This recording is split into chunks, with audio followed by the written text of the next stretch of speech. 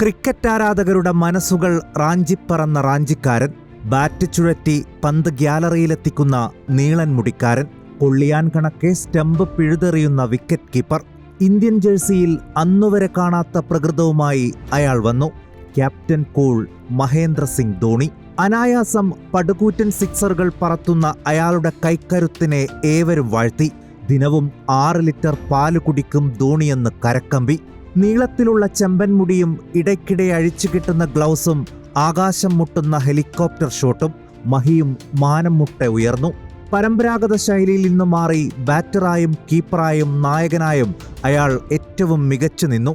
മൈതാനത്ത് പതറാതെ കൃത്യമായ തീരുമാനങ്ങളെടുത്ത ധോണിയെ ക്യാപ്റ്റൻ കൂൾ എന്ന് വിളിച്ചു.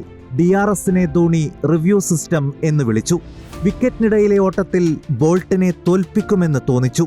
ഇന്ത്യ കണ്ട എക്കാലത്തെയും മികച്ച നായകരിൽ മുൻനിരയിൽ, ഇതിഹാസ ക്രിക്കറ്റർമാരുടെ നിരയിൽ ആദ്യ സ്ഥാനങ്ങളിൽ. അവസാനിക്കാത്ത കരഘോഷങ്ങളോടെ പ്രിയപ്പെട്ട മഹിക്ക് നേരുന്നു പിറന്നാൾ ആശംസകൾ.